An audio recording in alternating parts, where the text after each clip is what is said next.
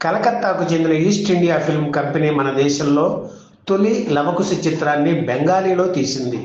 దేవకీ బోస్ దర్శకత్వం వహించిన ఈ చిత్రంలో పృథ్వీరాజ్ కపూర్ రాముడిగా, దుర్గా కోటే సీతగా నటించారు.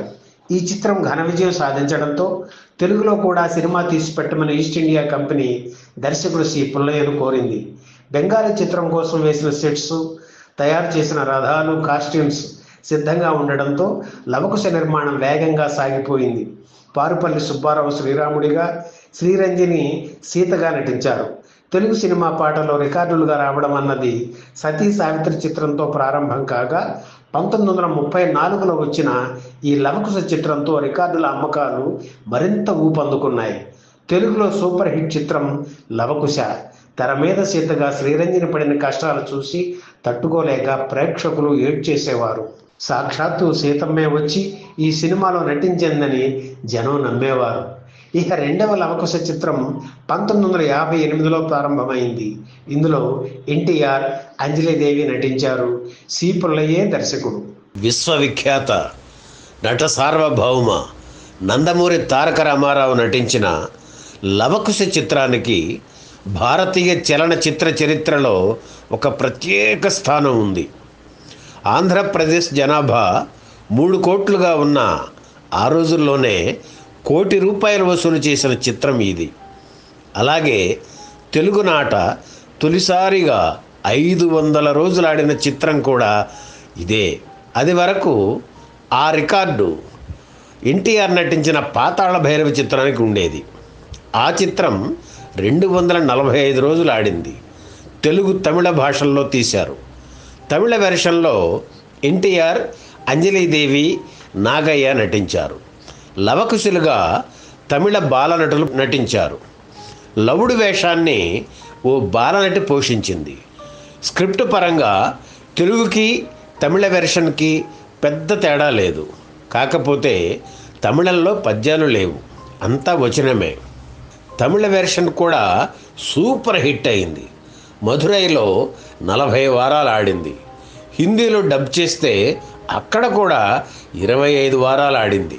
భారత సినీ చరిత్రలో ఒక హీరో 2 చిత్రాలు, పాతాళ భైరవి, లవకుశలతో 3 భాషల్లో ఘన విజయం సాధించడం ఒక్క ఎన్టీఆర్ విషయంలోనే జరిగింది.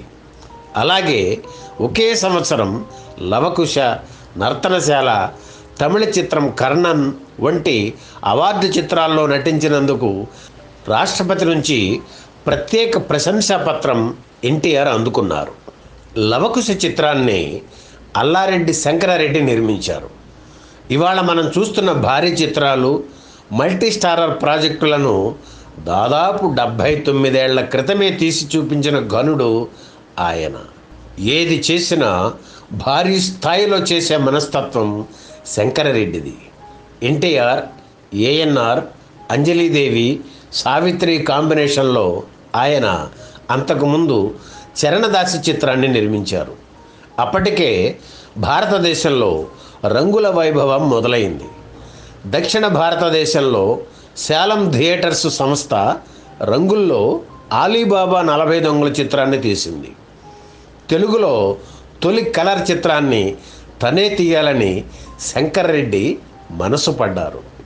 అయితే అప్పటికి దేశంలో ఈస్ట్మన్ కలర్ ఫిల్మ్ అందుబాటులోకి రాలేదు. గేవార్ట్ కంపెనీ సరఫరా చేసే కలర్ ఫిల్మ్తోనే సినిమాలు తయారయ్యేవి. వాటిని గేవా కలర్ ఫిల్మ్స్ అనేవారు. లవకుశ నిర్మాణానికి శంకరరెడ్డి ఎంతో కష్టపడ్డారు. ఆర్థిక ఇబ్బందులు ఎదుర్కొంటూ 5 ఏళ్ళు అలుపెరుగని పోరాటం చేశారు. చివరికి అనుకున్నది సాధించారు.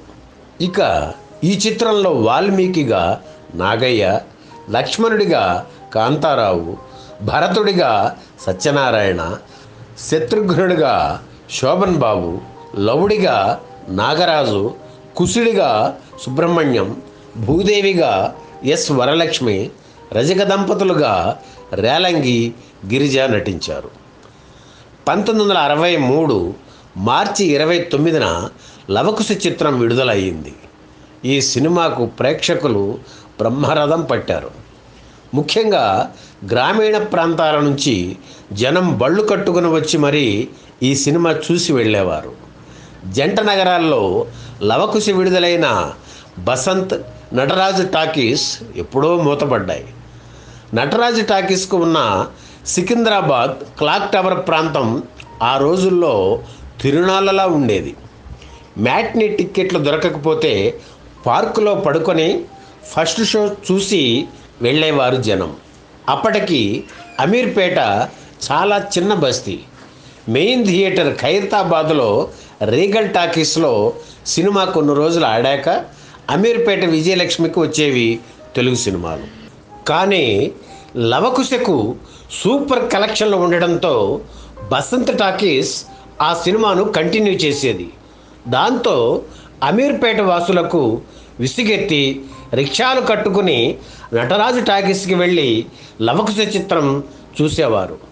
అప్పట్లో బేగంపేట రైల్వే స్టేషన్ ఓ ఆశ్రమంలా చాలా అందంగా నిర్మానుష్యంగా ఉండేది. స్టేషన్ పక్కనే రైల్వే గేటు ఉండేది. ఆ గేటు ఎప్పుడూ వేసి ఉండేది. లేట్ అయితే టికెట్స్ దొరకవనే భయంతో ఆ గేటు దగ్గర కాపలా ఉండే వ్యక్తికి లంచం ఇచ్చి రిక్షాలతో పట్టాలు దాటేవారు. అలా ఆ రోజుల్లో ఆ వ్యక్తి కనీసం 100 రూపాయలు సంపాదించి ఉంటాడని అనేవారు. అంటే 79 ఏళ్ల క్రితమే 100 అంటే అప్పుడు చాలా పెద్ద మొత్తమే. ఇక విజయవాడలో మారుతి టాకీస్లో లవకుశ విడుదలయ్యింది. ఇప్పుడు ఆ థియేటర్ కూడా లేదు. కృష్ణా జిల్లా అంతా తరలివచ్చి మారుతి టాకీస్లో సినిమా చూసేది. కాళేశ్వరరావు మార్కెట్ దగ్గర ఎడ్లబళ్ళు బారులు తీరి ఆ రోజుల్లో కనిపించేవి. ఏబిసి అనే తేడా లేకుండా లవకుశ చిత్రం 62 కేంద్రాల్లో 100 రోజులు ఆడింది. 18 కేంద్రాల్లో 25 వారాలు ఆడింది. ఆ రోజుల్లో 75 వారాలు ఆడి వజ్రోత్సవం జరుపుకున్న ఖ్యాతి లవకుశ చిత్రంకే దక్కింది. అంతకుముందు వసూళ్లకు సంబంధించి పాతాళ భైరవి, మాయాబజార్ చిత్రాలదే రికార్డు. వాటిని లవకుశ క్రాస్ చేసింది. లవకుశ వచ్చిన 49 ఏళ్ల తర్వాత ఇదే సినిమాను శ్రీరామరాజ్యం పేరుతో తీశారు.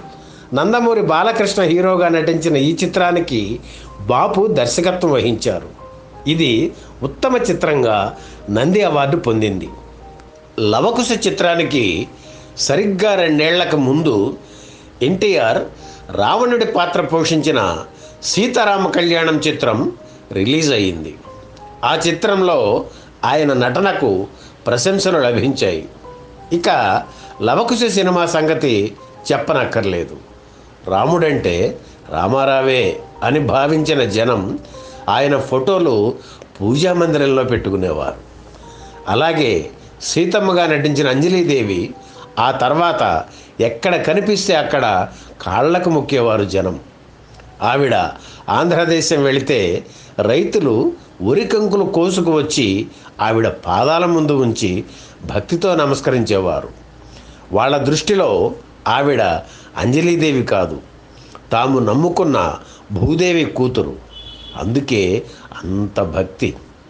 తెలుగులో చాలామంది కళాకారులు భక్తి సినిమాల్లో నటించారు. కానీ ఎన్టీఆర్ అంజలీదేవికి దక్కిన గౌరవం మరెవ్వరికీ దక్కలేదని చెప్పాలి.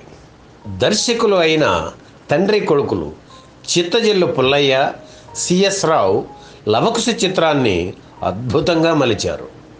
ఉత్తర రామాయణ కథను నడిపిస్తూ పూర్వ రామాయణాన్ని చెబుతూ మొత్తం రామాయణాన్ని ఒక సినిమాగా అందించారు ఈ తండ్రి కొడుకులు.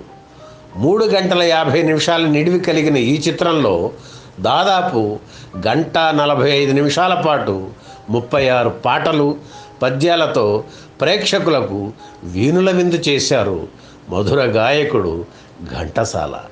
సముద్రాల సీనియర్ సదాశివ బ్రహ్మం, కొసరాజు పాటలు రాశారు.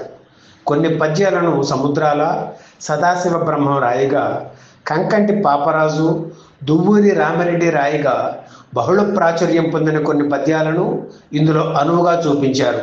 ఈ సినిమాలో వాల్మీకి పాత్రధారి నాగయ్యకు ఘంటసాల నేపథ్య గానం చేయాల్సి వస్తే అపచారం, ఆ మహానుభావుడికి నేను పాడటమేమిటి అని ఘంటసాల మొదట నిరాకరించారు. ఆ తర్వాత నాగయ్యే స్వయంగా వచ్చి నచ్చజెప్పడంతో సందేహించకు మమ్మ పాటను పాడారు ఘంటసాల. లవకుశ సినిమాలో నన్ని పద్యాలను పాటలను కంఠస్థం చేసి పాడి అలరించిన వారు ఎందరో ఉన్నారు. ఇప్పటికీ ఈ సినిమాలోని పద్యాలు పాటలు సాధన చేస్తున్న భావి గాయని గాయకులు ఎందరెందరో. లవకుశ చిత్రాన్ని తెలుగు తమిళ భాషల్లో నిర్మించారు. ఎన్టీఆర్, అంజలీదేవి, నాగయ్య, సంధ్య, శివరాము వంటి వారు 2 భాషల్లోనూ నటించారు. తెలుగులో లక్ష్మణుడిగా కాంతారావు, తమిళంలో జెమినీ గణేశన్, రేలంగి పాత్రను ఎంఆర్ రాధ, గిరిజ పాత్రను మనోరమ తమిళంలో పోషించారు. ఈ వీడియో మీకు నచ్చితే లైక్ చేయండి, షేర్ చేయండి, వెంటనే సబ్స్క్రైబ్ కూడా చేయండి.